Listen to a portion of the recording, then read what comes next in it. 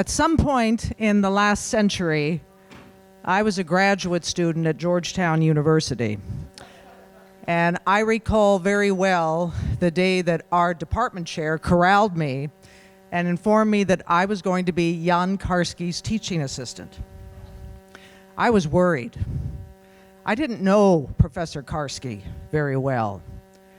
He was tall. He was rather intimidating. He didn't smile very much, and he had a gaze that could cut a path through a glacier. Students spoke of Karski in whispers. Something about his experience in the war, but nobody seemed to know exactly what the story was.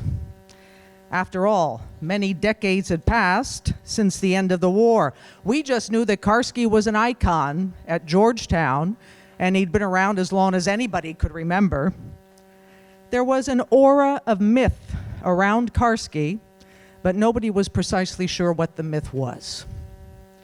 In due time, I drew a deep breath and went and presented myself to Professor Karski.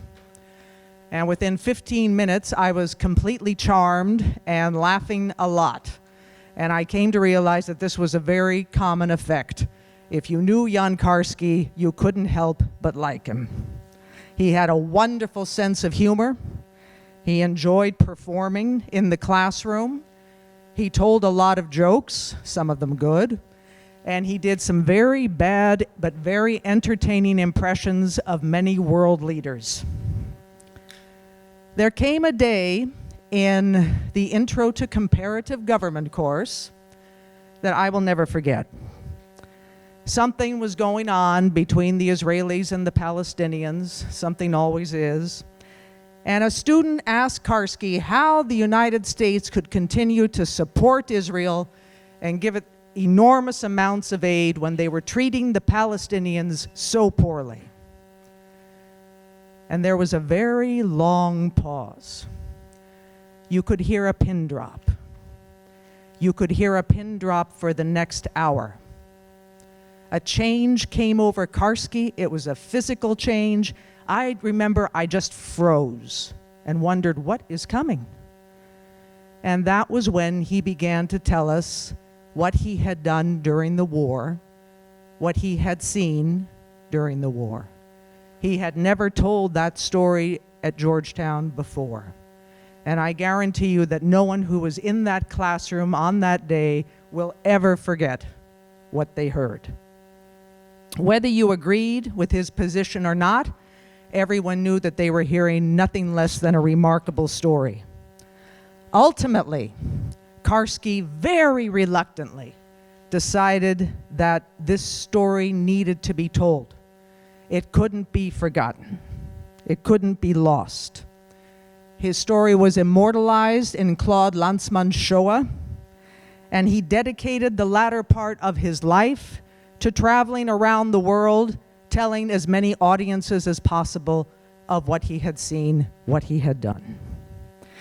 We had the honor of welcoming him to this lecture series in 1996, and I had the great honor of introducing my old professor and seeing him again. He died 4 years later. Karski received many, many honors in his lifetime. He was made an honorary citizen of Israel in 1994. He's one of the righteous Gentiles in the gardens at Yad Vashem. A campaign organized by his many friends and admirers, including many of his former students, culminated in Karski posthumously receiving the Presidential Medal of Honor from President Obama in 2013. As long as any of Karski's friends and students are alive, he will not be forgotten. At Georgetown and near the Polish consulate in New York City, there's a wonderful statue of Karski. It's same statue, different copy. He's seated on a bench, gazing at a chessboard, contemplating his next move. And that's exactly what he was doing when he passed away, playing chess with a good friend. I think it says something about Karski's stature at Georgetown to note that in the university's 227 years, they've erected exactly 5 statues on the campus. one of the Virgin Mary, one of Ignatius de Loyola, the founder of the Jesuit order, one of Archbishop Carroll, the founder of Georgetown, St. Joseph, and Jan Karski. A good friend of this lecture series, Professor Michael Berenbaum, served with Karski on the Georgetown faculty for over 20 years, and he delivered the eulogy at Karski's funeral. He said very simply, "I have been privileged to meet men and women of distinction, of great integrity and high moral character, and yet I have only met one person that I could truly call noble, Jan Karski." It's imperative that Jan Karski's story continue to inspire generations. Toward that end, we are very grateful to the family of Adele Zeigelbaum, and we have two of their members here today, and we thank them for providing us with the resources that make this presentation possible. I am so pleased that Jan Karski's story grabbed the attention of as distinguished a filmmaker as Slavomir Grunberg. Mr. Grunberg has received countless prestigious international awards for the dozens of documentaries he has made in his very distinguished career, including 5 Emmy nominations and 2 Emmy Awards, and he was recently nominated for a Polish Academy Award for this film. His work embraces a very broad range of political and environmental issues with special regard for Jewish themes.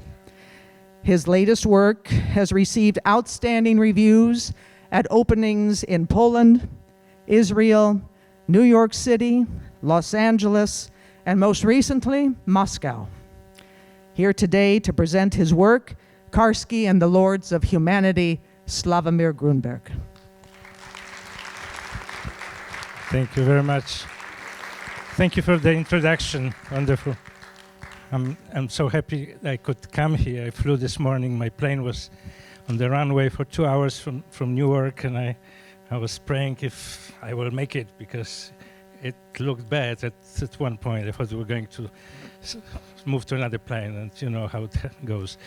But I came to Elaine's house in the right moment, and I'm here having during the walk through the campus, I was able to get a sandwich, so I'm fine. But it was a long day, also because 2 days ago I came from Warsaw, and 5 days ago I was in Moscow, and so going through all this time changes and flights made you a little bit dizzy, and you don't know where you are. But the film is really doing very well in Russia. It's in over 50 movie theaters right now, from Novosibirsk to Moscow. In Moscow itself is in like 12 or 13 movie theaters, and I was there. And you know, everything is huge in Russia. So when I saw poster of the film, it's like double size of American poster, you know. So it's shocking, and also it's interesting that I'm talking about how it was received in Russia, completely different than anywhere else. You haven't seen the film, but you know, for myself as a filmmaker, you make a film and you think about the message, you think about audience, and suddenly I'm sitting in Moscow and I'm watching completely different film. First of all, they dubbed this, so 2 voices are Russian actors, very strong and very well put together. I was like, couldn't believe how they could do it, and so well, you know, this. So it's a different film. The Russians are finding different message in the film, because Karski, not like in America where you have Karski students and you have people who heard about Karski. In Russia, nobody knows about Karski, so he's like a James Bond, you know, someone from fairy tale, and totally unknown persons, and they. In the Russian politics right now with Putin, he fits very well into contemporary Russia as someone who fights against, you know, against those big guys, and against racism, and against and pro-democracy. You know, so he is a character Russians would like to have, and they have him now. So that's all about my experience from back there. I think we'll have a lot of discussion or maybe interesting questions after the film. It took me 7 years to make the film. It was a big struggle. I didn't. I worked in documentary world for almost 40 years, and I did 45 documentaries myself, and this is probably the most challenging one I ever work on. And you can ask me questions after the film. So let's start, and then we'll go back to the microphone. Thank you.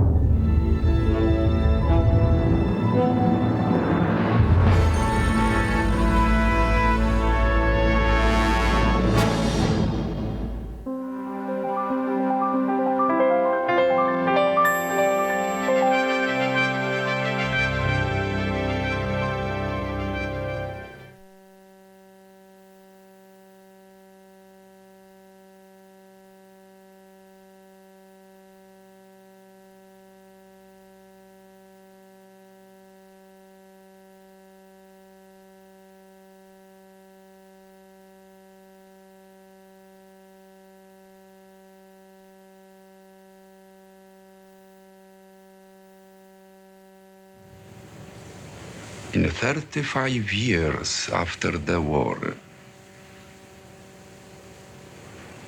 I don't go back. I have been a teacher for 26 years. I never mention the Jewish problem to my students.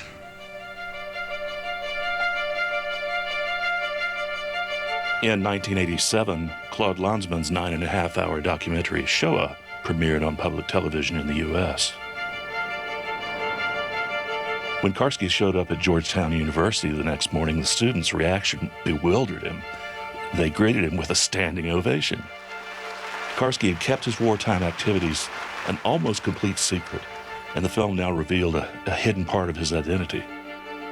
He was very moved. He certainly stood out. I mean, when he would walk across the campus, and even he was an older man, he walked with a certain presence and a certain grace. So he was already a known figure. That doesn't mean that every student who knew him had even the slightest inkling of what he had done. I mean, he was a well-known person at least on the campus, in the context of his work as a professor. Scarcely anybody knew what his real story was and why he outside of the campus was in fact a very famous person, at least famous among certain circles.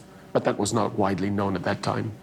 Students often ask me, give me an example of a hero. Give me an example of a modern day prophet. And I would answer and say, Jan Karski.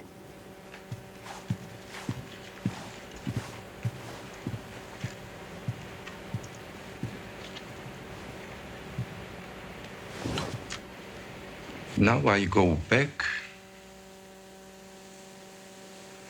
35 years.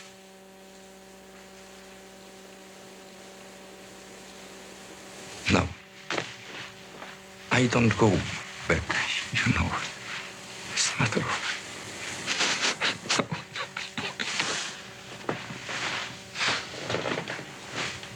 I got that.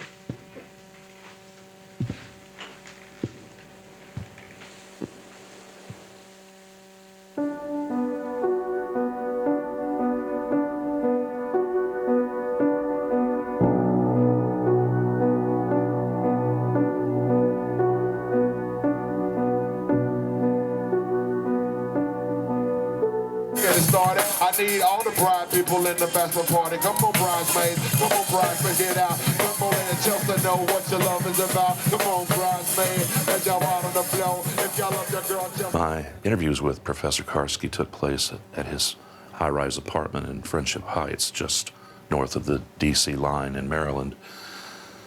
These were encounters that took years off my life. I wouldn't have had it any other way.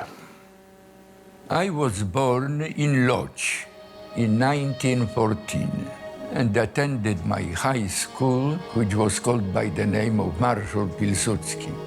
Lodz was very multinational. Population consisted of Poles, Germans, Jews, some Russians over there. And the atmosphere, the ambiance was very multi-ethnic. In my apartment house, the tenants, as far as I remember, either majority or even mostly Jewish people. My mother, she was very religious. As she taught me, there is one God for all of us. Only he is so great that nobody can understand him. Nobody can understand his greatness. Consequently, different people in different countries call him by different names, give him different forms, etc. But still there is one God over all of us. Karski had an air of moral aristocracy about him, and his narrative had all the appeal of the adventures of James Bond. Inevitably, when 5 o'clock came, he would look up. He didn't even have to look at his watch. He knew when it was 5. He would say, "Mr. Wood, this conversation is very interesting, but don't you think we ought to have a drink?" Since my early youth, I had excellent memory, photographic memory. To this day, I could recite 4 hours Polish poetry. Pan Tadeusz was a Polish classic. It consisted of some 12 volumes. I don't remember, but probably 1/3 of it I could recite you now. Zaczęli więc rozmowę o niebios błękitach, modrych szumach, wiatrach wonnych i skał szczytach, mieszając tu i owdzie podróżnych zwyczajem śmiech i urąganie się nad ojczystym krajem. After high school, Jan went on to study law and diplomacy at a university in Lviv. His dream was to become a diplomat. He seemed to fulfill all the requirements. He was smart, handsome, he studied foreign languages, graduated with honors. As soon as he began his promising career, Germany invaded Poland.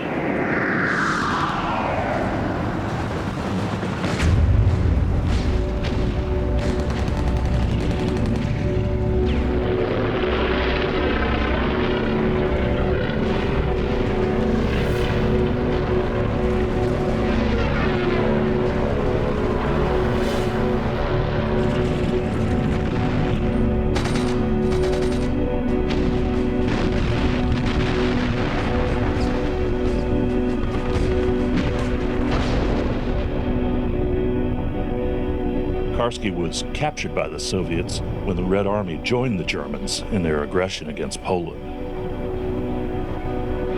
He was transported into the interior of the Soviet Union in a cattle car with many other Polish officers, and when he was interned at a camp there, he tried a way to escape from the camp by posing as an enlisted man and getting himself exchanged to the German-occupied part of Poland.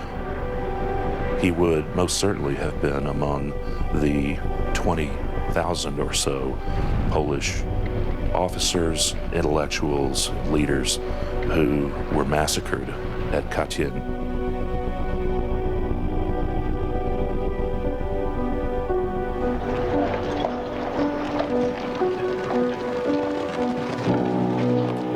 In 1939, in December, I joined the first underground organization. I was good because I knew languages. I was fluent in French. I was fluent at that time in English, in German.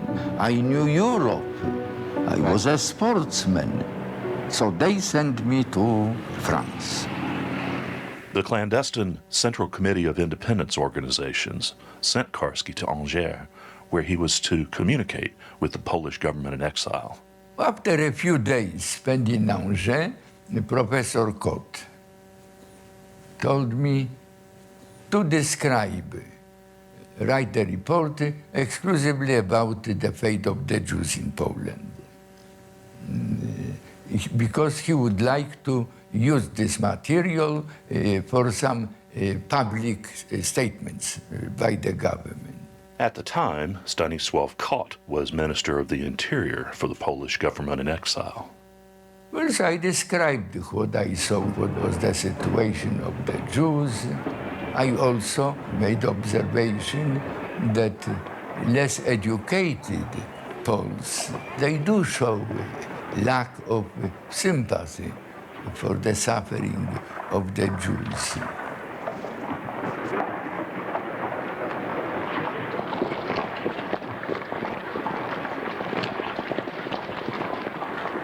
The next day or so, Professor Kot calls me. Listen, in a few places you are critical of the Poles. You understand.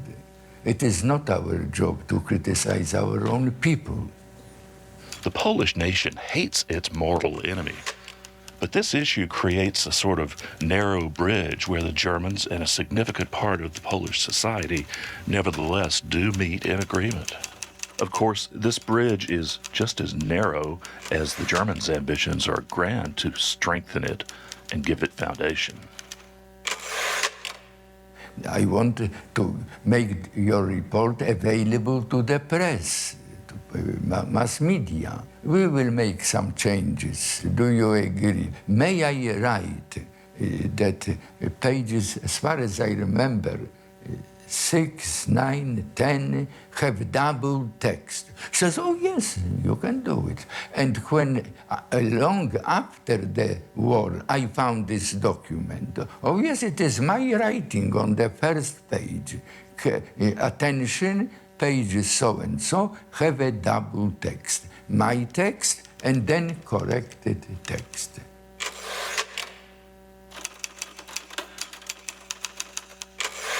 In early June 1940, the Polish underground sent Karski once again to Angers in France. The first stop during this mission was Nowy Sącz, 15 miles north of the Slovakian border. A guide was supposed to escort Karski and the secret microfilm he was carrying. No to tutaj, gdzie jest ten garaż, no to było podwórko. Karski brał leżaki i leżał na leżaku i opalał się. Leżak ten będzie miał gdzieś 70 lat. Jak była pogoda, ma się rozumieć, no to rozkładała to moja mama, czasem i ja leżałem. No i ostatnio jak był pan Karski. W miesiącu gdzieś w maju Ryś przyprowadził do nas dwie osoby. Później jak on mi to powiedział, bo ja wtedy się nie orientowałem, co to za osoby, no to był Karski i z nim był jakiś pułkownik. No i oni tutaj u nas byli do czasu, kiedy mieli przekroczyć tą granicę. Pociągiem pojechał do Piwnicznej, no i tam znowu inne osoby go odebrały. No i przeszedł granicę. Mówiono o tym, że coś tam jest nie w porządku, bo już tam 2 oficerów Słowacy tam złapali. Polskich oficerów, co przechodzili granicę i chcieli przejść na Węgry. Żeby nie szedł, ale Karski się prawdopodobnie uparł, że nie, że pójdzie na to. Ten, gdzie tam mieli spać, zdradził, no i przyszli Słowacy i aresztowali.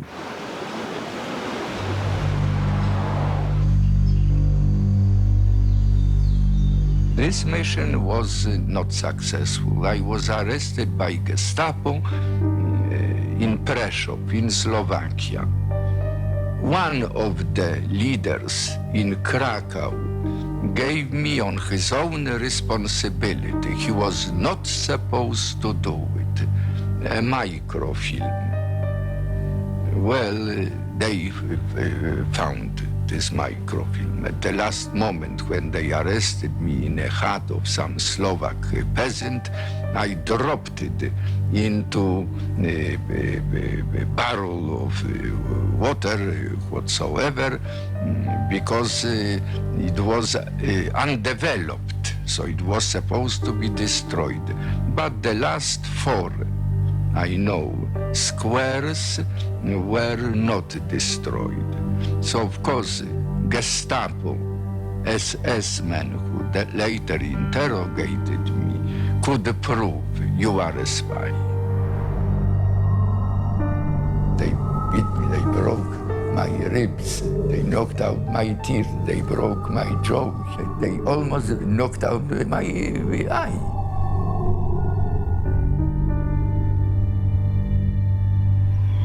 And then I lost confidence in myself.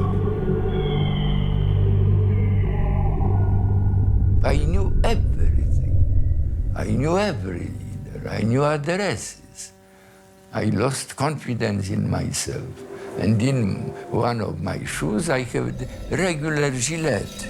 I tried to cut my veins. First, I believe, right hand, then left hand. The blood running. Then blood stopped running.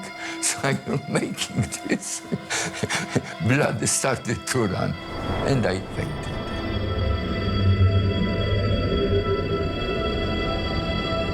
An underground member, posing as a nurse, came to Karski, gave him a cyanide pill, but told him to take it only if their rescue mission failed. The escape was arranged in this way. The doctor of the hospital who was taking care of me, taking my pulse or whatsoever, whispered, tonight at midnight, I will open the door from the corridor and light a cigarette. Then get rid of your clothes, and naked as you are, leave the room quietly. The Gestapo men will not be there. Go to the left, I remember. Then on the right, there will be an open window. There will be a flower on this window. Jump. Don't be afraid. It happened this way. He had to jump out of about a 10-foot high window into the arms of other underground members who put a coat on him, carried him to the river, and paddled away to safety. I remember asking Karski what the German reaction had been to his escape from the hospital in Novi Sad. At that point, he stood up from his chair and in a shaky voice told me what had happened. Dr. Jan Sławickowski, the physician who had been a key player in the escape, had gone into hiding. Karski was near tears as he told me how the Germans seized the doctor's brother, Theodor, purely as a hostage, along with 31 other local people. Months later, when all efforts to crack the conspiracy had failed, the captors lined those 32 Poles up against the wall of a brickyard and shot them to death.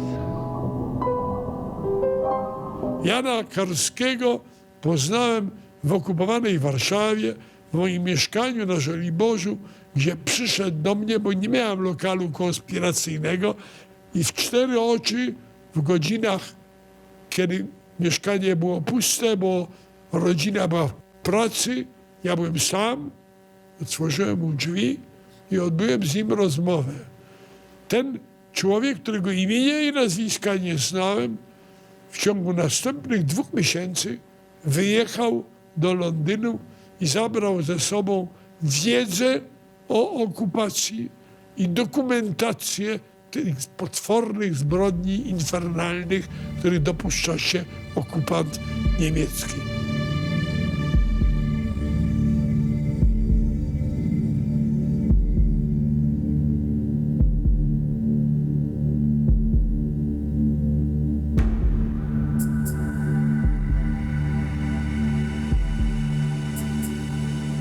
Karski was part of a very clandestine movement.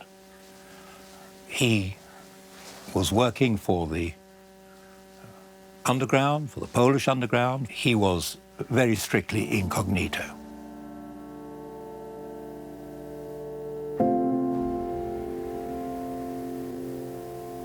In the summer 1942, the delegate, secret of the government, summons me and says, Witold, this was my pseudonym.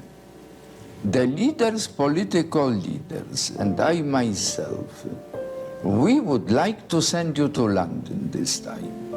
You qualify, everything you do works. Would you go? Yes. Approximately August or beginning of September, the delegate told me that there are two Jewish underground organizations. They learned about my mission and they asked him permission to use my services on the same basis as every political party was using: discretion, secrecy, and transferring messages as they want. And he asked me, will you agree? They want to meet you. Will you agree? I said, naturally, I agree.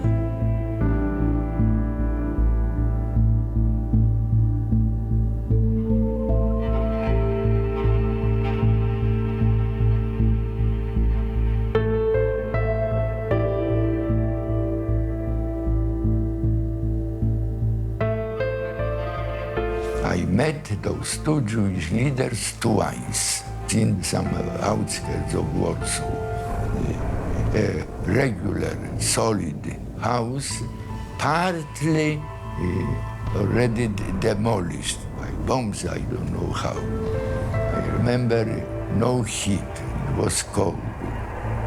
Those two Jews in despair. They lost control of themselves. I just sat in my chair. I just listened.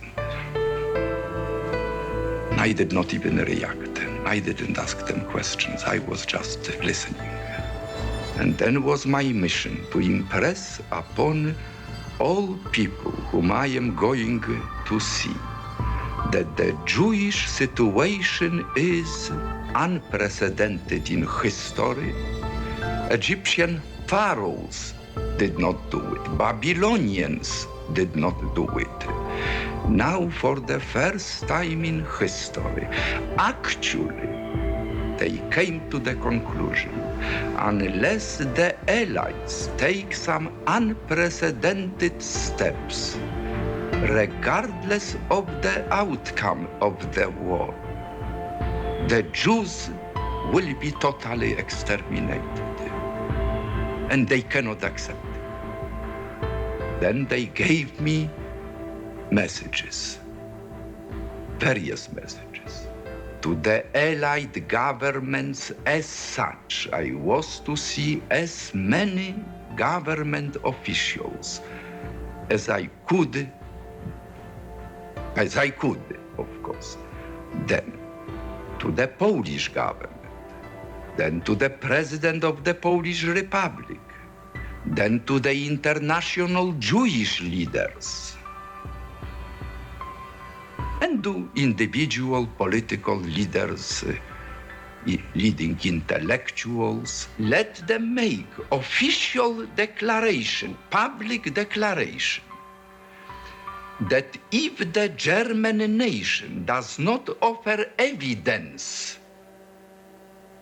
of trying to change the policy of their government, German nation will have to be held responsible if there are not such an evidence to announce publicly, officially, certain objects in Germany will be bombed, destroyed, as a retaliation for what the German government is doing against the Jews. That bombing which will take place is not a part of the military strategy. It deals only with the Jewish problem. Let the German people know before bombing takes place and after bombing takes place that this was done and will continue to be done because the Jews are being exterminated in Poland. Perhaps it will help. They can do it. This they can do it.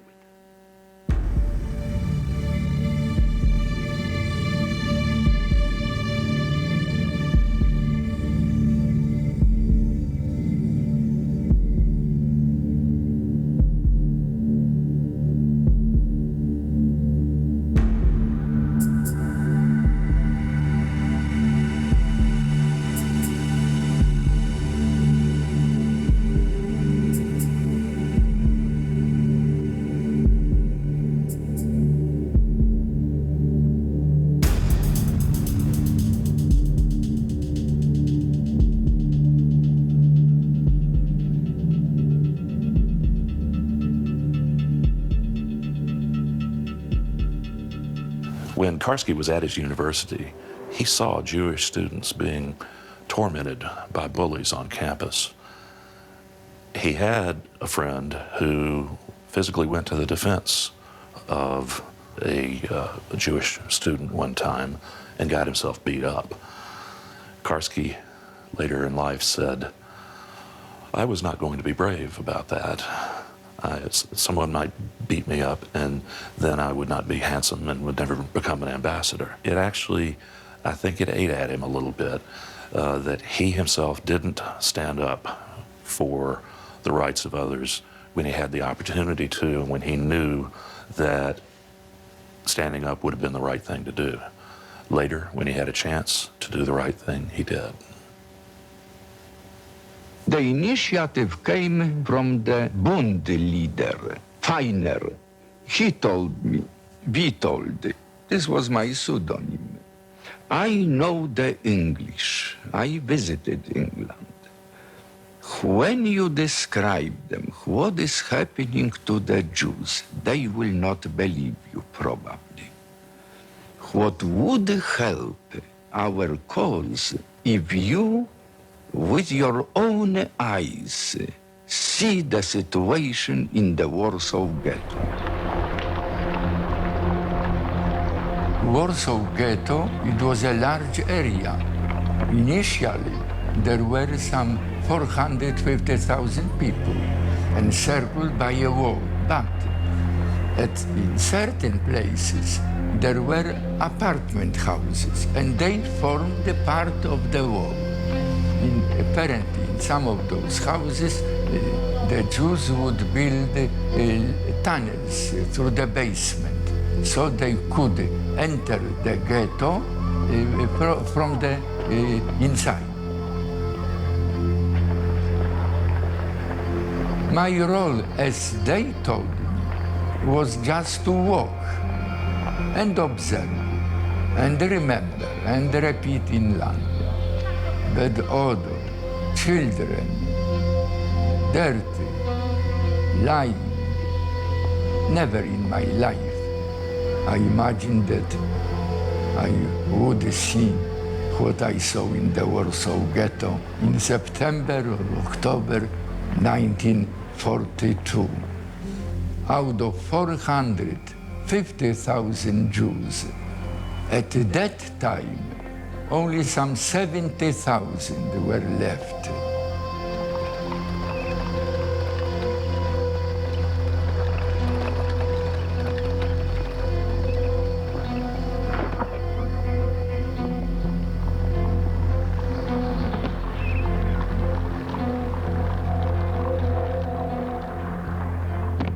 I will never forget, I saw a man standing with blank eyes.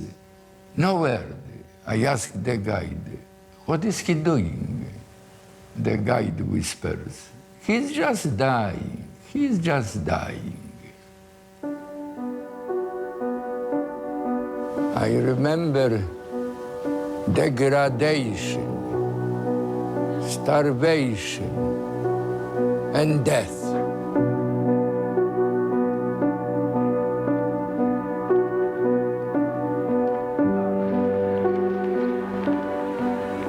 I saw some woman with a baby.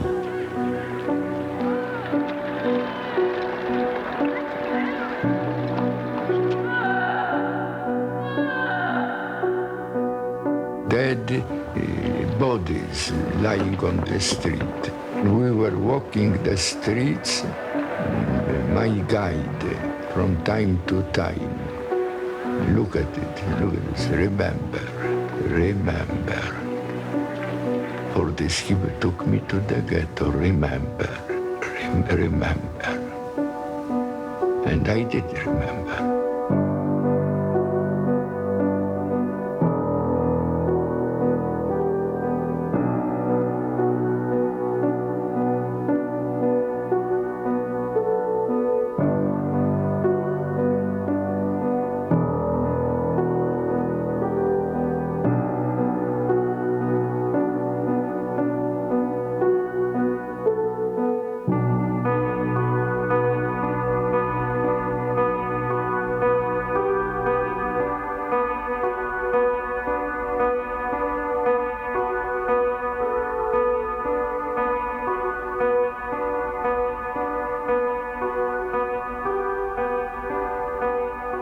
You didn't see everything. You didn't see too much.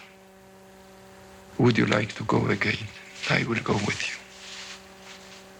I want you to see everything. I will. Next day we went again. The same house, the same way. So then again, now I was more conditioned. So I felt other things. Stench. Dirt, stench. Everywhere, suffocating. Dirty streets. Nervousness, tension.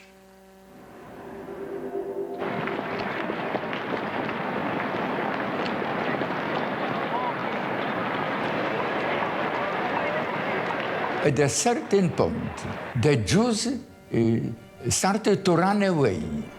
I didn't know what happened. The guide says, let's go.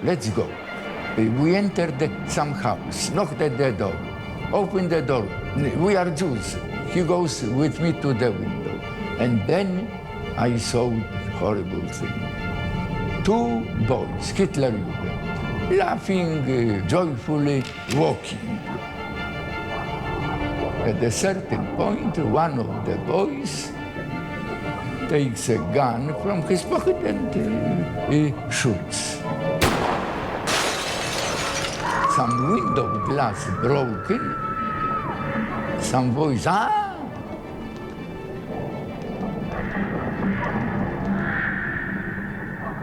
So I was paralyzed.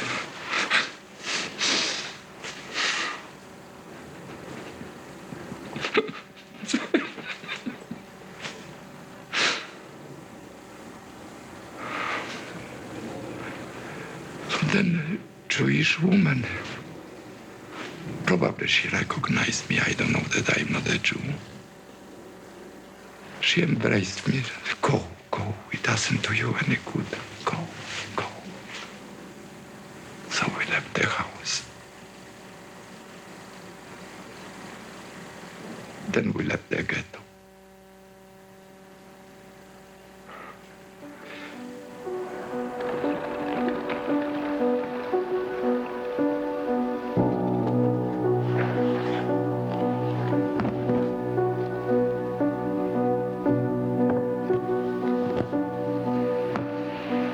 I couldn't take anymore. But I reported what I saw.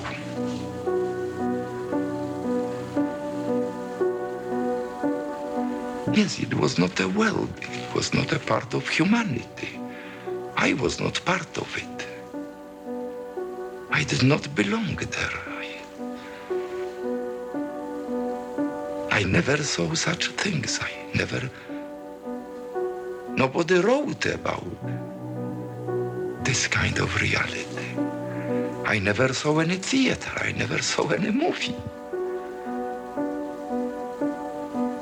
This was not the world. I was told that these are human beings. They didn't look like human beings.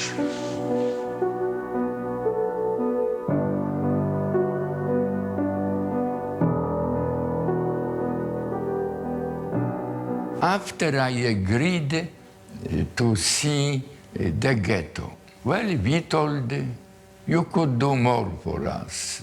We might arrange your visit to a death camp.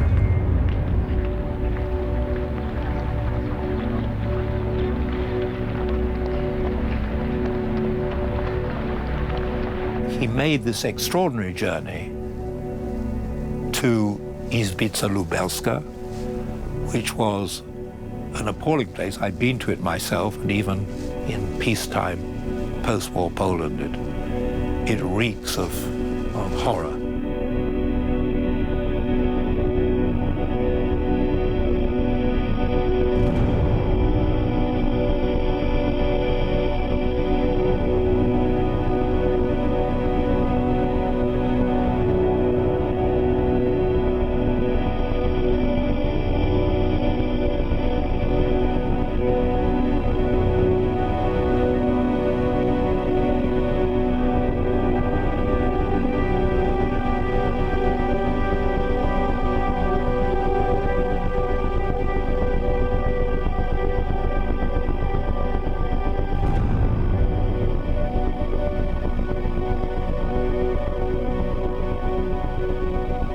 In the camps, the Germans never used Polish police.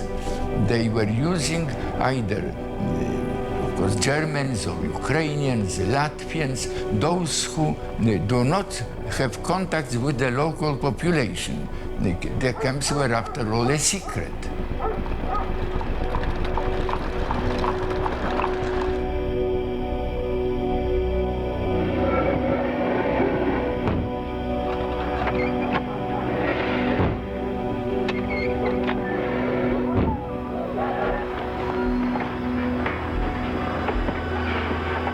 We entered the camp. I saw there 1,000, 2,000, again, not humans.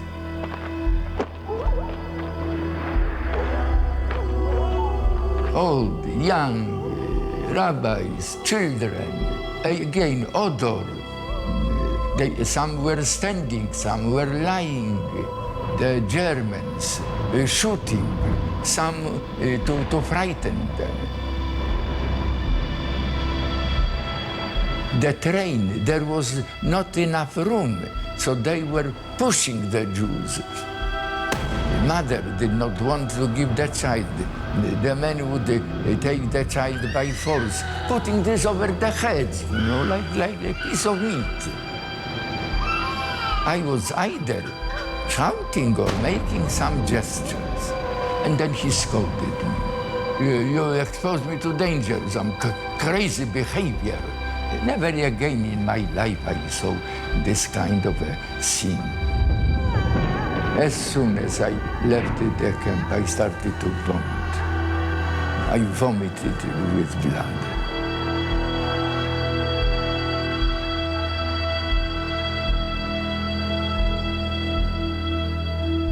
He could say, I've seen this with my own eyes. This is not hearsay. This is not what someone else told me. I've been there, I've seen it, and I've come all the way and made a very dangerous journey across occupied Europe to come here and to give you the facts. He was deeply moved. I mean, he was a sensitive man, he was a human being. He saw things which very few human beings had seen. These were not public displays, these were secret SS-controlled camps.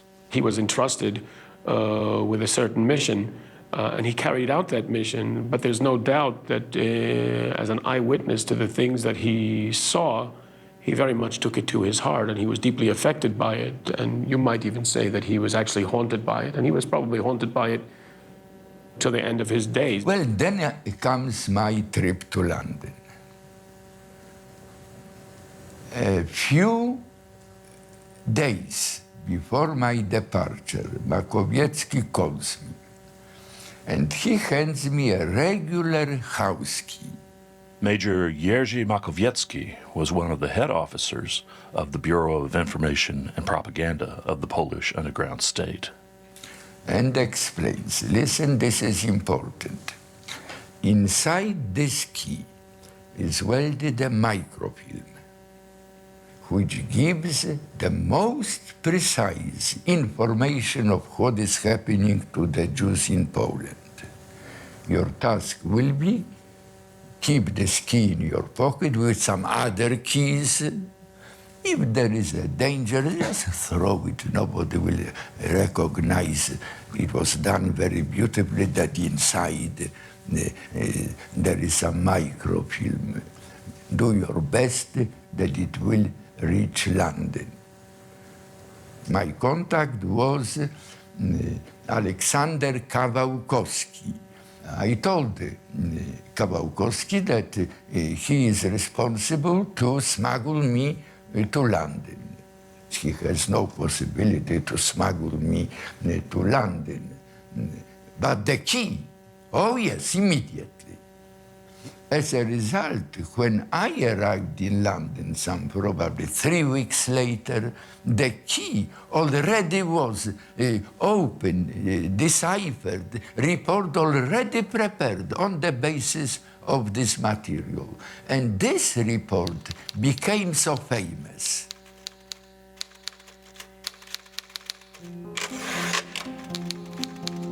I knew French very well, but with all the languages I know, I cannot get rid of this damn Polish accent. You know, I have Polish accent in French, in Spanish, in English.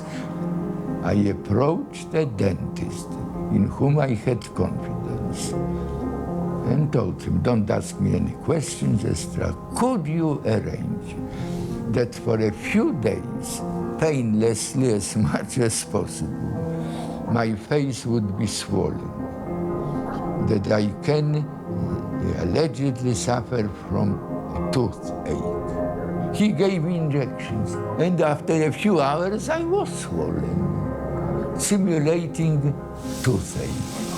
So the trip from Warsaw to Paris in my train were French workers, other workers, all of them French. And they couldn't detect it that I was not French because I understood what they were saying to me only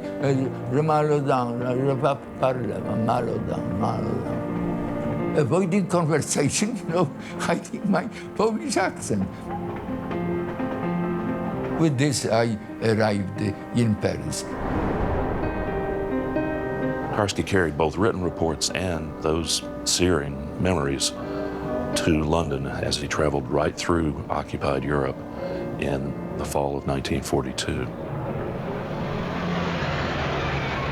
He reached London November 25th, 1942, and immediately began reporting to officials of the Polish government in exile, and later to very senior British and American officials in London about what had happened. Very important. On the 11th of this month, the courier with a mission to reach London leaves Poland. The courier will show up bearing the password, "My name is Witold, and I come from Vaci." When I reported then in London, those great leaders, Eden, Lord Cranborne, Arthur Greenwood, the answer was, listen, if we make such a declaration on behalf of the Jews, we must be mindful of the result in the occupied Europe. what the French people will say, or Danish, Dutch. They also suffer. Why do we mention only the Jews? I remember one of them, Eden, looking straight into my eyes. Mr. Karski, can you assure us that your own people will not resent it? They also suffer. But the most important thing is what the Russians will say. They are fighting alone. They sacrifice millions of people. And we don't mention them in such a declaration. What Marshal Stalin will say. Whatever demand, I would say. Nobody told me that he doesn't like the Jew. Everybody was sympathetic to the Jews.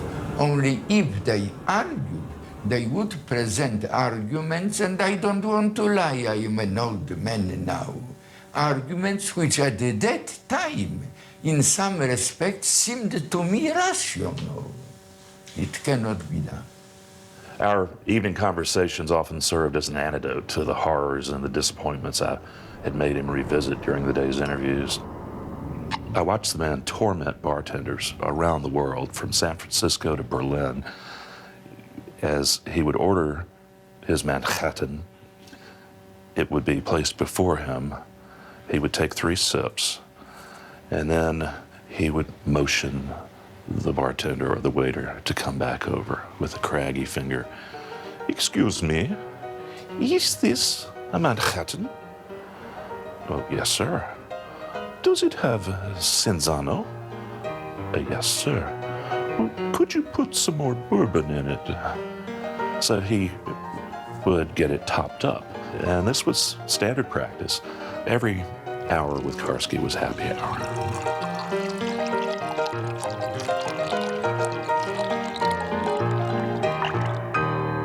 On December 2nd, 1942, Karski presents his report to the representative of the Polish Jewish Bund movement in London by the name of Shmuel Ziegelboim.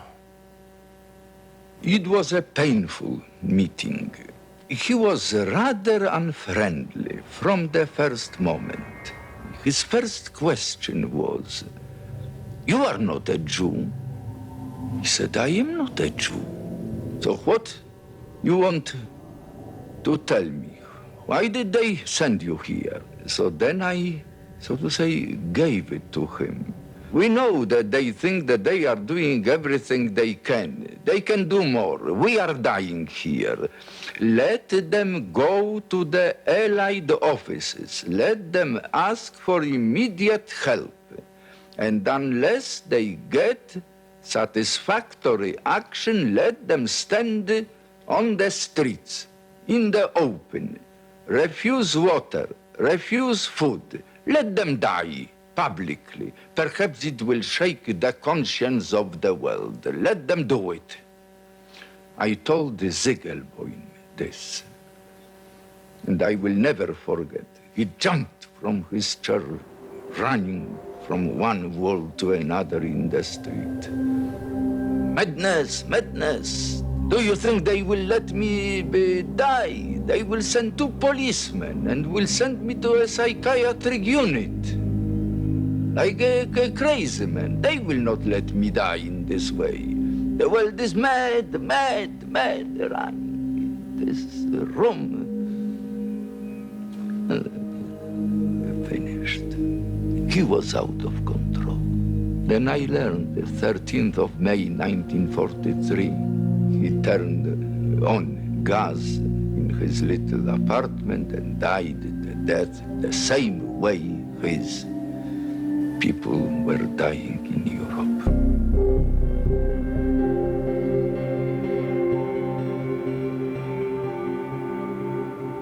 In this very short period of 22 days, the report that Jan Karski brought, which is difficult to read and very disturbing, transformed Allied policy from one of skepticism to one of belief, and to one of relative silence to one of very loud speaking and protesting.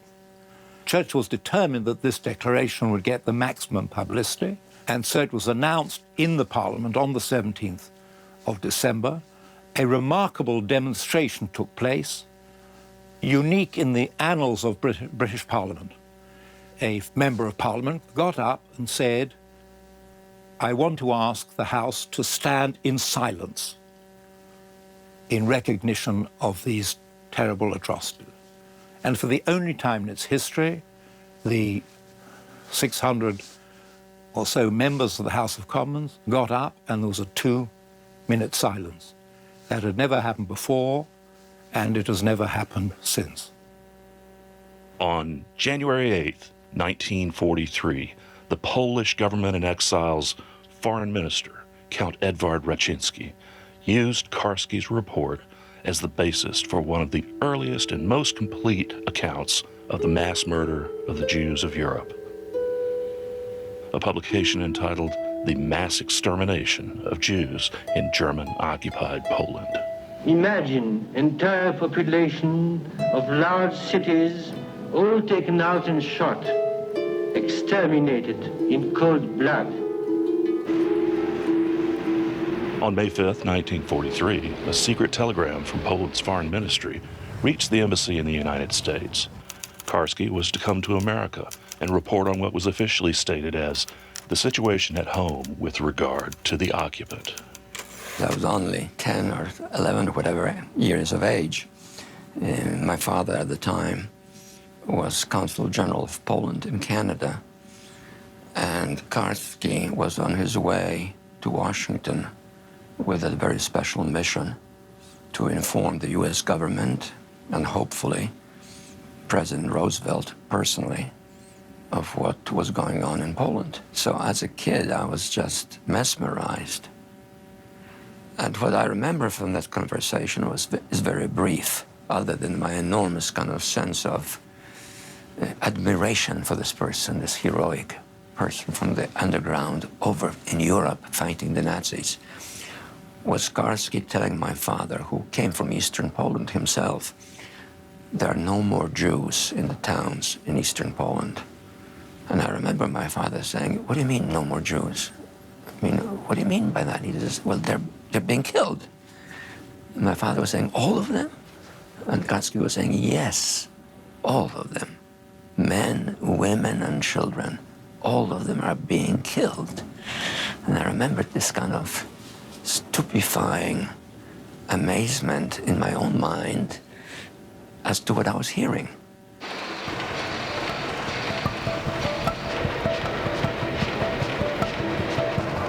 The news about the Holocaust, about the fact that Jews are killed by gas in concentration camps was on the 16th page of the New York Times at the time, because the New York Times was afraid that if they'll dramatize too much the issue of Jews, they will be accused of trying to bring the United States into war. On the front page of the New York Times that day, there was a photograph of Herbert Lehman, who was the governor of New York State, and he had donated his sneakers to the scrap rubber drive.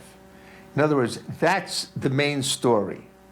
And this is on a day in which the New York Times carries a report that 1 million Jews have been murdered.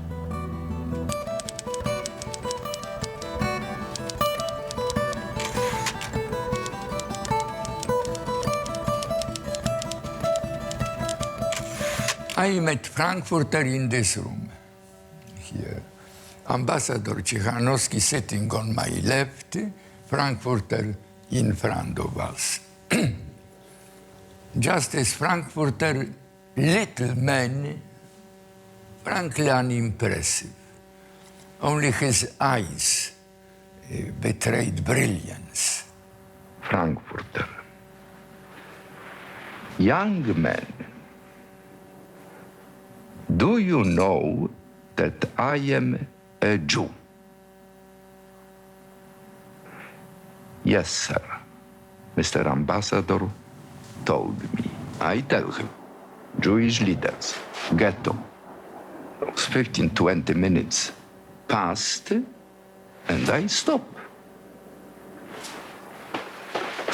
Now, Justice Frankfurter, he sits,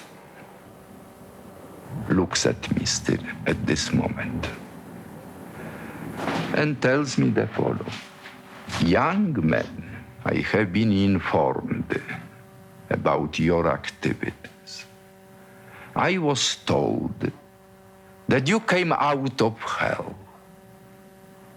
And I was told that you are going back to hell. My admiration for people like you.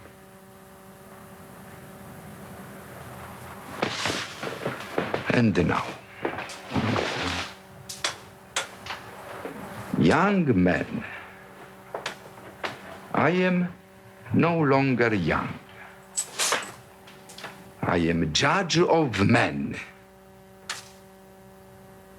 Men like me, with a man like you, must be totally honest. And I am telling you, I do not believe you. Czekanowski breaks in. Felix, what are you talking about? Well, you know about him. He comes, so the president, he was checked, rechecked 10 times in England. Here, Felix, what? He's not lying. Frankfurter, still working. Mr. Ambassador, formally, I did not say that he is lying. I said that I don't believe him. These are different things. And my mind, my heart, they are made in such a way that I cannot accept it. No, no, no!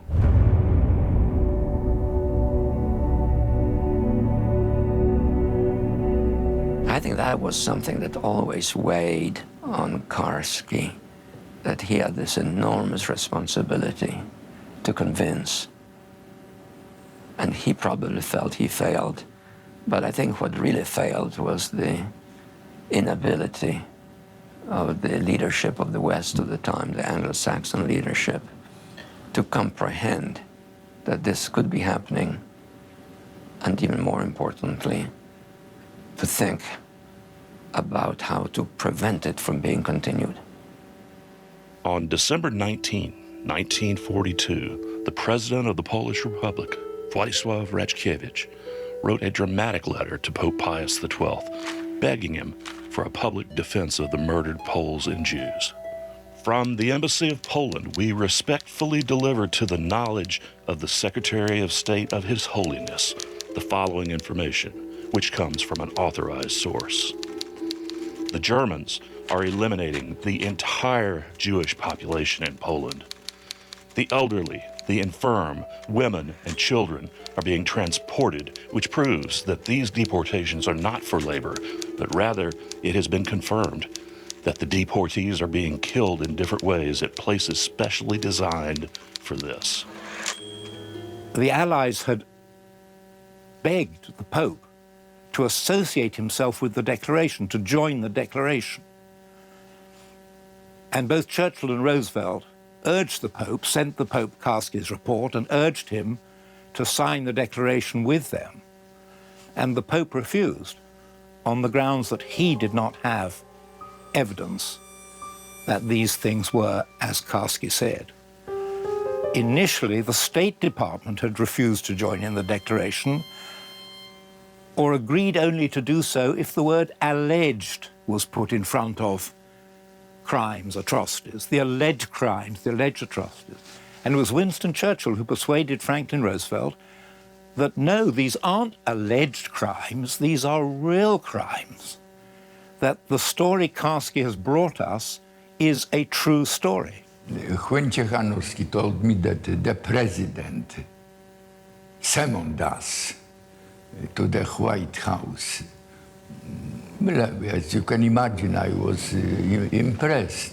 At that time, everybody in the world knew the most powerful, decisive man sat in the White House, not in London. I saw a lord of humanity. Roosevelt, unbelievably, he projected power, majesty, large face.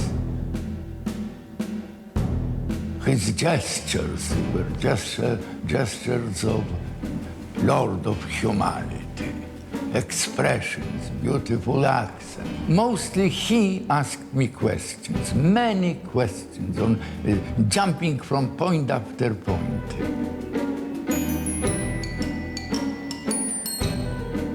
Then I come to the Jewish problem. Mr. President,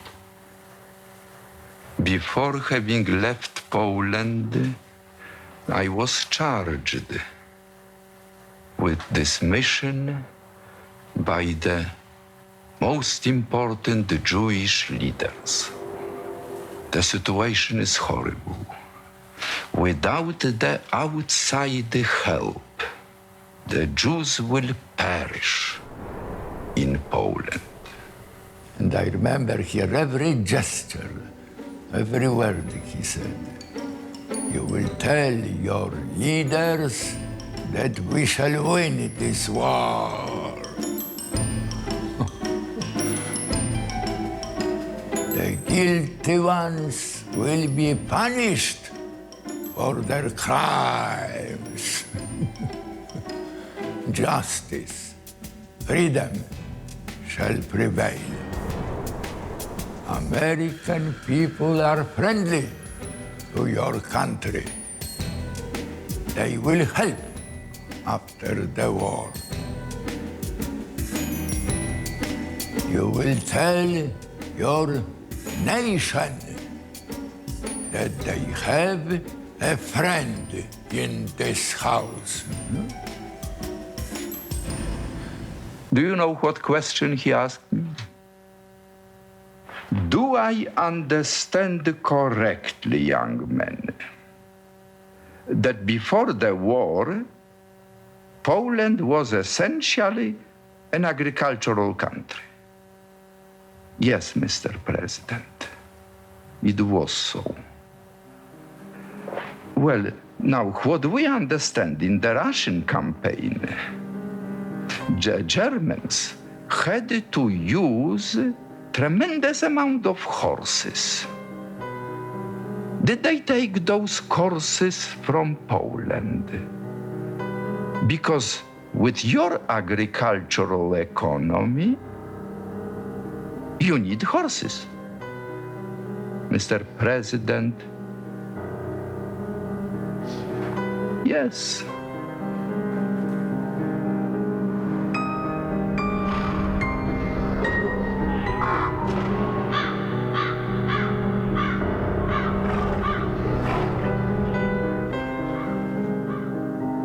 When Karski would speak about his meeting with Roosevelt, he would always talk about how he felt he was in the presence of a lord of humanity, somebody with supreme power in the world, somebody who could get anything accomplished. And I think he always made that point by way of suggesting how little Roosevelt actually did accomplish to help the Jews. Roosevelt was very conscious of Nazi propaganda against him. He did not want to in any way strengthen the canard that America was dragged into the war by the Jews, and this was a Jewish war. And consequently, he didn't want to do anything specifically that could be interpreted as being done on behalf of the Jewish people. And listen, if you're not willing to do anything on behalf of the Jewish people, that's a big problem during World War II, when Jews are being mass murdered in Europe. Although Karski did not tell the president what he had seen with his own eyes, he did tell him that more than 1 million Jews had been murdered. And Roosevelt, as Karski recalled, did not seem especially interested in that information. On October 6, 1943, over 400 rabbis from New York and other cities organized a demonstration in Washington, D.C., calling for more American and Allied action to stop the destruction of European Jews.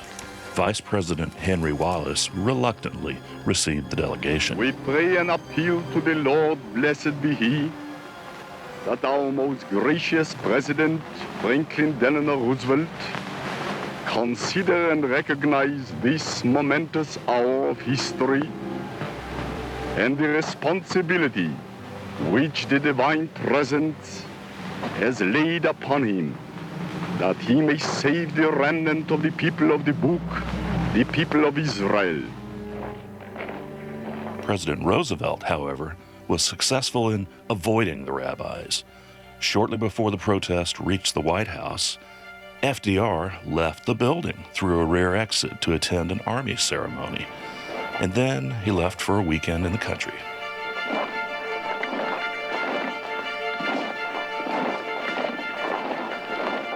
There was a man who just chose, he didn't have to, he wasn't Jewish, he wasn't any part of the Jewish world. He chose to be on the other side. He then took a vow of silence. He said, I had this message, the world heard what I had to say and didn't, about the greatest crime in history, and did nothing. He literally thought he was a failure. He mentioned that. And as I say, he told me that his silence was related to the fact that he didn't think he should speak about it because he hadn't done enough. Panie Władysławie, to przynajmniej jakiś konkretnych, żywych ludzi ratował. Niektórych pan uratował, a ja chciałem uratować miliony, ale nie mogłem uratować nikogo. He believed at that time that his mission had been a total failure, and that those to whom he told his story had not listened and had disbelieved it. I believe that Karski's mission, Karski's report, were a turning point in the way in which Western governments, and therefore the Western publics, approached the plight of the Jews of Poland. From that moment, it was clear that this wasn't just yet another, of which there were so many, examples of German atrocities all over Europe against all sorts of people, but that this was a deliberate attempt to exterminate, which was the word used in those days, to murder a whole people.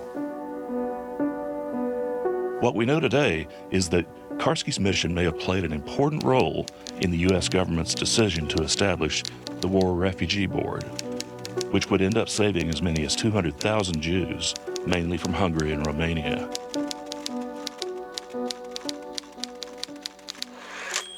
Jan Karski's contribution was to show us what courage, what determination, what pain and resistance to what was going on in the world was all about. So I think what Jan Karski's story tells us is, if the opportunity arises, take it. Don't be shy. I mean, you may be afraid. Karski himself was, not without fear. He wasn't a fearless person. Nobody is fearless in war. But somehow to encourage young people that if you find yourself in a circumstance, whatever it is, where you can do something to make a difference, let Karski's story be one of those that inspires you to try.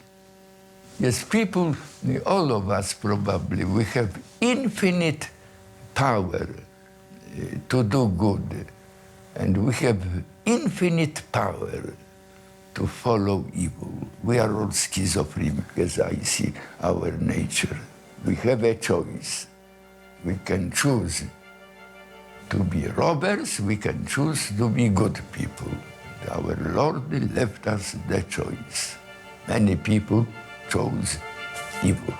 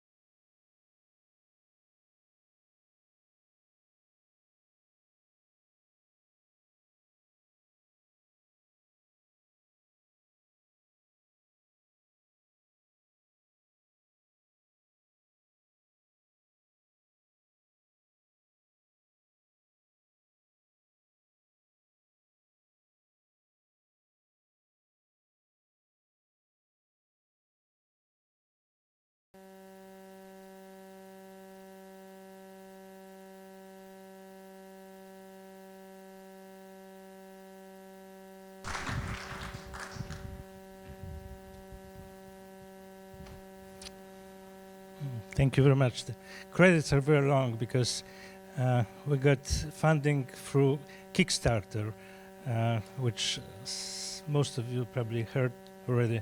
The campaign where you raise money through donations from individuals, and I know some of the individuals are here in this audience who helped me to to make this film happen. It took 7 years. There was a lot of problems to finish the film. My biggest challenge was that I decided to make historical film, the film about the Holocaust, with animation. And when I tried to explain this to to potential funders, when I put it in writing, both in United States, in Poland, I would get quite harsh criticism. How can you do that? It will never work. So I was against pretty much everyone except that I believe it will work. And I saw the film. Some of you probably seen Worlds with Bashir, which was 2009 Israeli animated, fully animated historical film. And this film convinced me that animation is the way to go. Something what now I hear in press, in conversations, people say this is the great idea to have animation that works perfectly and fits into at the time when I was making film was my biggest problem. It was hard to convince my funders, my friends even, and basically it was never done before. So I look at this as the first time ever historical film dealing with Holocaust combines animation and since then a lot of films included animation. It just became a trend. And I noticed that people who did my animation in Poland got a lot of phone calls. That's the little story of making this film. Obviously, I believed that this film can be made. At one point, a year and a half ago, I was alone. Everybody else from the production side in Poland and here in US said that this will never be finished because there was no money, and I had to take my own credit cards into action and edit this on my own, hire a new editor because my old editor told me she's not going to work on this anymore. So I presented the rough cut to my producers, and since then, after this rough cut, everything was very smooth. Because one thing is to tell people how the film looks like when it's on the paper, another when presented. And I had this determination myself, believed that this would work, and I pull it together. Any questions from the audience? I would be happy to answer. Yes. Why did I do this film? Because I lived in America since '81. I'm originally from Poland. I'm a Polish Jew. The Jan Karski is the story which kind of fits into my interest naturally. I did a lot of documentaries about Jewish subjects, Polish Jewish relationship, the Holocaust, about, I would say, 10 films on this subject. And suddenly someone in Poland, in New York, actually a few people invited me for lunch and said to me, one of them was Consul General of Poland, another one was a lady who was in charge of the Cultural Institute. They said, don't you think Karski deserves a documentary, a film? And we think you are the person who can do it, because you work for PBS, you are American, you're successful on this end of the ocean and both in Poland. So you can probably make a film which will interest international audience rather than the Polish viewers. So it was a challenge. It was presented to me like, conversation at lunch, and then I said to myself, how can I do this? Because I never done a documentary about a person who is not alive. There was always someone I followed with a camera, and this is the first time, he's gone 7 years. How can I do it? And I rejected the idea of working with actors, recreation, reenactment. I never believe in this form that it's successful. I tried to find different ways of resolving this dilemma, and it took me a few years before I realized that animation is the way to go. But it's a challenge, and I like challenges. And whenever I work on the new project, and I always work on several projects at the same time. So when I was working on Karski, I did 2 or 3 documentaries meantime.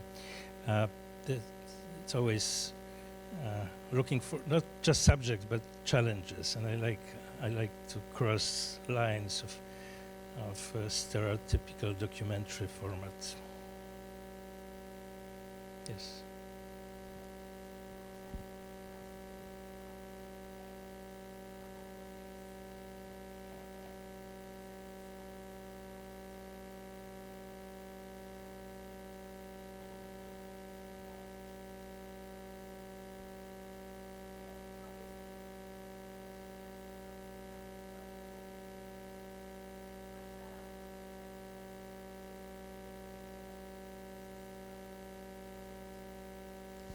The question is, have you heard the question? Yeah, okay.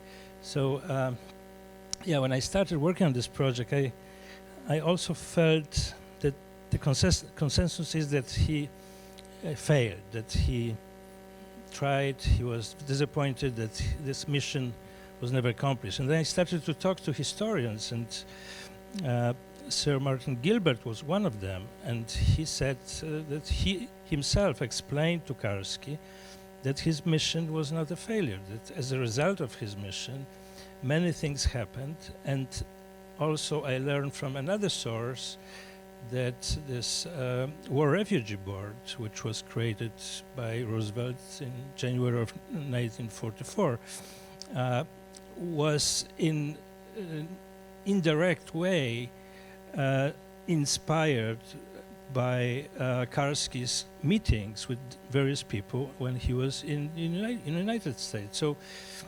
looking back at this, I would say, his mission was not successful as he wished it could be, but in some way he succeeded, saving at least 100,000 of Jews from Romania and Hungary. I think I could clearly say from what I learned from various people that we could make this as Karski's contribution. He probably, as he was told by Gilbert, he probably didn't take it too seriously, or he didn't want to believe in this, or he didn't want to acknowledge that this was his, success. Everything is relative. I think, obviously, when he was talking to Roosevelt at that time, and Roosevelt would listen and react, he could save over a million Jews at that point. Because, for example, 400,000 Jews from Hungary were not in Auschwitz yet. It took another year, half a year. That was in March of 44. Yeah, so I mean, that's what he thought probably. That's why he was so disappointed. He thought about this million he could save, not about a few 100,000 indirectly he was able to save. Yes, that's a question.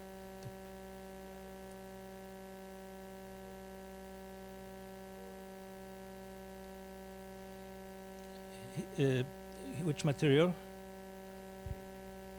Oh, the interviews. Yeah, the interviews are from 3 different sources. Claude Lanzmann Shoah. Lanzmann interviewed Karski in 1978 or 79. So this was the first interview where Karski talks about his experience during the war. Then Martin Smith from Great Britain in '87 did a documentary about Jan Karski, and we have a few shots in this film from that part. And then Tom Wood, who wrote a book, he interviewed him in '97. So practically in the range of 20 years we see Karski in this film. There are also some outtakes from Lanzmann Shoah, which were later used in the film called Karski's Report, but it comes from the same footage. If we stopped credits very early, but if we'll go back to credits about talking about archival footage, you will see probably over 20 different places, archival institutions where I found the footage for this film. And this was very time-consuming and very expensive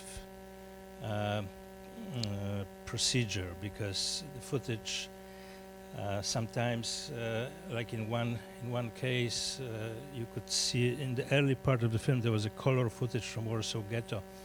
It was 27 seconds of this footage, and I had to pay $4,800 just for 30 seconds. So you can imagine, altogether archival footage added up to about $60,000 just to pay the rights to Claude Lanzmann's production, and anywhere on even one picture you could see the British Parliament you had to buy. You know, it's amazing how nothing is for free anymore. You know, it's and you have to find it, and it took time and different places, and you discover that suddenly this speech by Polish foreign minister is somewhere in Sydney, Australia. You don't know why things end up in different places, but you have to do a lot of research, and that was helpful. That the film took so long, because I had this extra time to research things, and till the last I would say couple of days before the final edit, I was still looking for footage, and I found those 3 seconds I found, and I wanted to add it to the film, and my producer said, no, it's a bit too expensive now to change things. But yeah, it's interesting process. I love doing this. It's not that I do documentary films which are of that historical nature. My father, who is mentioned here, was a historian, and he wanted me to make this film very much. But I'm not a historian. I kind of historian, amateur historian, I would say. I learn what I need to learn from history, and I try to be precise and check facts. But I've done films about environment. I've done films about people with disabilities. I've done films about immigration and social issues. So this is just another chapter of my life, which I personally like it a lot, because it touches my own strengths and interests. Yes.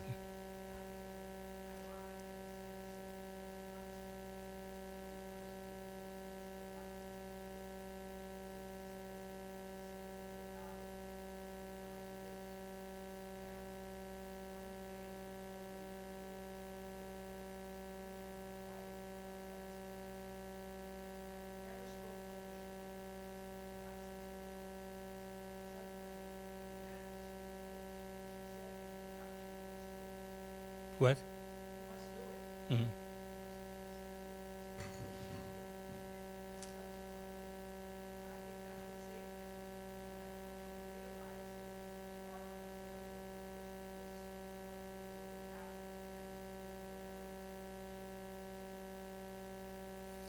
Yeah, it's true. There was a lot of drama during this interview. It was 2-day interviews, 4 hours a day. And at one point, Mirecka wanted Lanzmann to go because Karski was crying too much. He was too emotional, and what I was told when I read that until the time of this interview, they also made an agreement not only that they will not speak Polish, but they will never mention Holocaust. Since this interview, things changed, and herself as a dancer, she started to create workshop related to Holocaust. This was after the interview, after 78 or 79. So it had huge impact on both of them, and Karski became, a speaker and attended many conferences. Wiesel made a conference in '81 where Karski was a keynote speaker, and a lot of time after this, Karski spent talking about his experiences during the war. As much as he was silent for 35 years, he was very outspoken after this. Yes.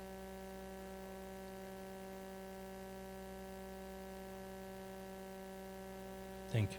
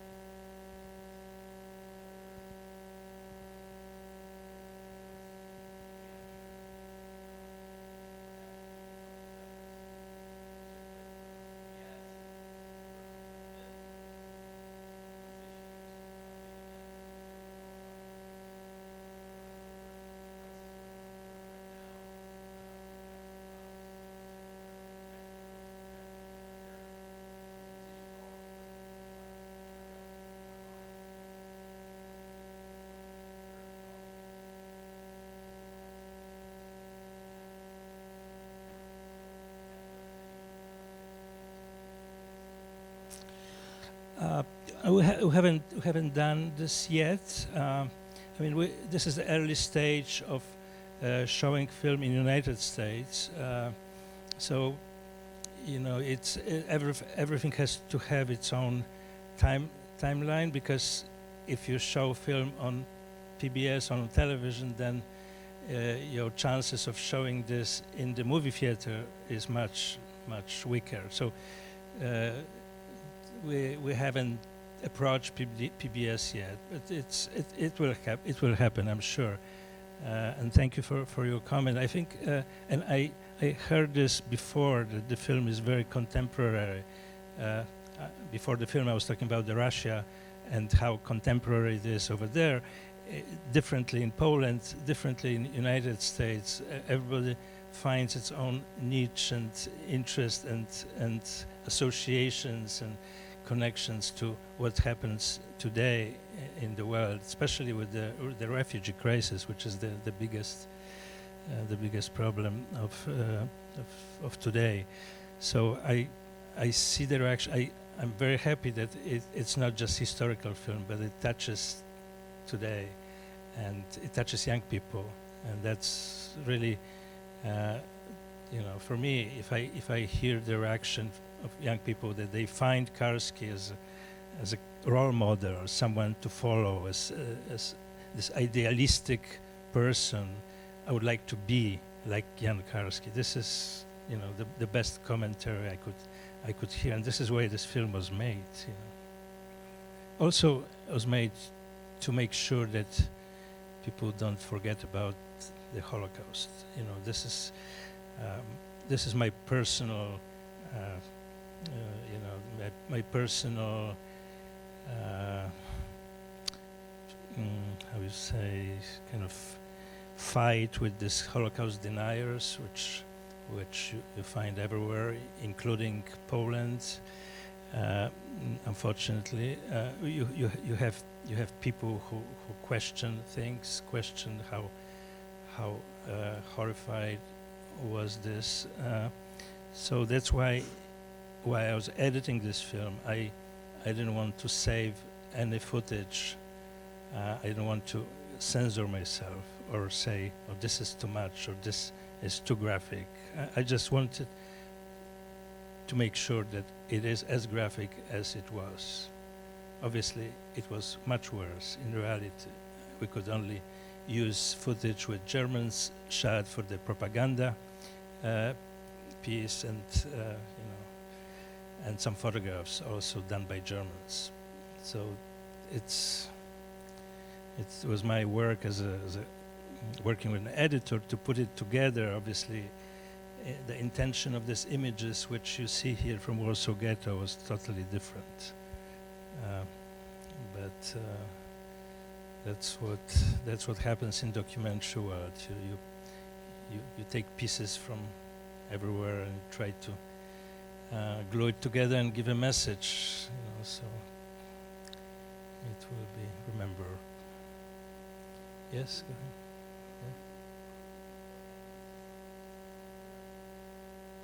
Thank you.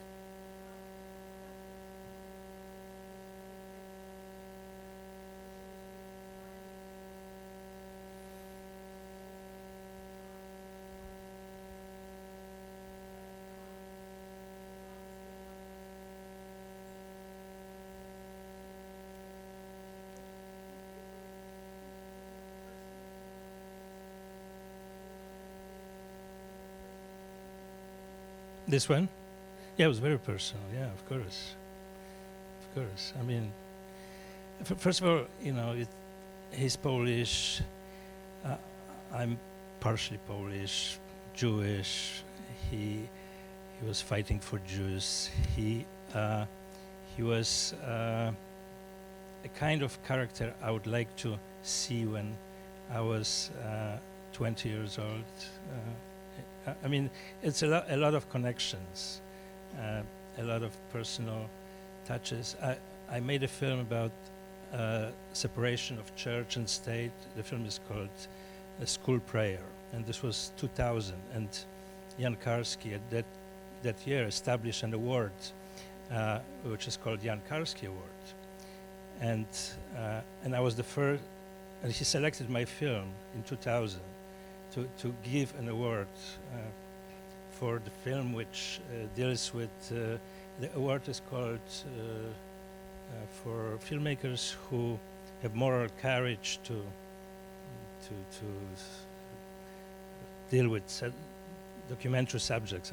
I don't remember exactly how, but anyway, it's a statue with his picture in it, and I had it on my desk for 7 years before I started working on this film, but I received Jan Karski Award when he was alive, so it was a good starting point. Yes.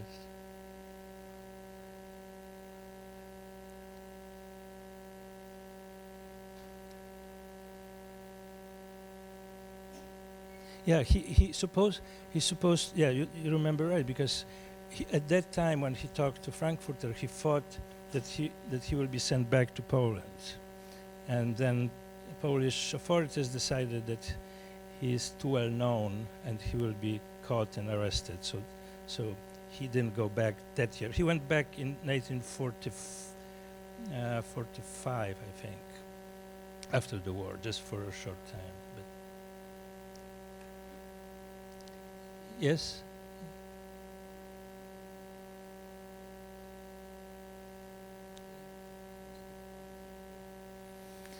I mean, he expressed his feelings here in the film. The Lord of humanity, what he thought I think Tom Wood says also that he was disappointed that he didn't do anything about the information Karski passed to him, and that he was sort of not interested in the Jewish faith. I don't know. I don't remember reading his thoughts, you know, later on. Yeah. So, I'm sorry. So I'm Paul Ziegelbaum. I'm the grandson of Shmuel Ziegelbaum from the film, and this is my wife Michelle. So we knew Karski very well. My parents did. He visited our home 3 or 4 times that I can recall. And the time when Lanzmann interviewed him, it was very shortly after that, because he was in Los Angeles. He came to the house and began to talk with my parents in Polish mostly, so I didn't understand a lot. But then he, in the Los Angeles area, and this was I think 79. That sounds right. Yeah. And my wife and I came to meet him. I think that was the first time I met him, but maybe I met him earlier when I was a child and didn't recall. But Karski made a very impassioned speech, because he said to me that my age then was about as old as he was when he was doing these things, and so I could relate to it. And he said, I want you to know that Roosevelt was simply not interested in saving the Jews. Yeah, thank you. And it's good that you reminded Karski's age at that time. You have to remember that he was 25 years old when war broke out. 25. When he talked to Roosevelt, he was 28. You know, a young kid. He was telling later that he was like a recorder. He was just playing back what he recorded with his memory, photographic memory and oral memory. So, and he didn't ask questions. He was just, you know, he was a young kid versus a president of United States. So he didn't analyze him at that time, you know. And later, you heard it's amazing to see a grandson of Shmuel Ziegelbaum here. And you know, it's a personal connection to the film. There was a documentary about Shmuel in Poland, but he deserves a bigger film. His story is amazing, and there's many documentaries to be made. And after I finished this one, I told myself I have to take a break, and and suddenly I'm working on 4 films right now. I just cannot stop. You know, it just comes to you, and your heart, you know, tells you have to do it. And obviously, you don't think about money, because there's no money in documentary film, as those of you who have knowledge about documentary. So you have to just do it, and then hoping that someone will pay you back later on, and maybe not. But it's not the turning point, at least for myself. Yes.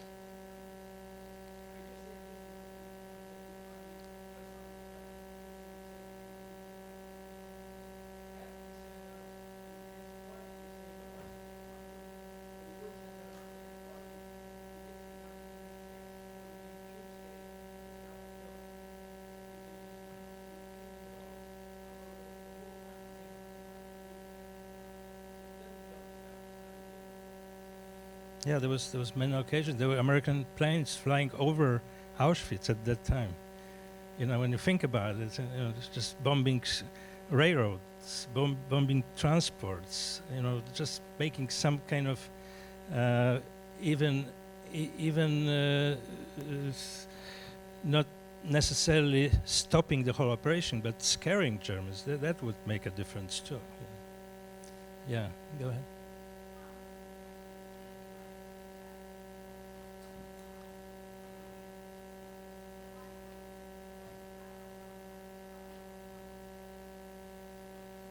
I didn't hear the question very well.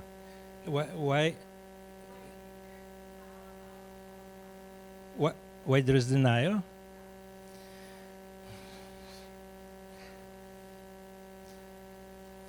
You know, there's denial of Holocaust because, first of all, you know, it fits to certain politics, and some people who are far on the right like to deny Holocaust because of what they believe in, because of anti-Semitism, because of crazy people who are around us, and we cannot stop it. I meet people who question things in my films all the time, and they either write on Facebook or talk to me, and they, you know, you find a lot of irrational people in the world, and you cannot change this.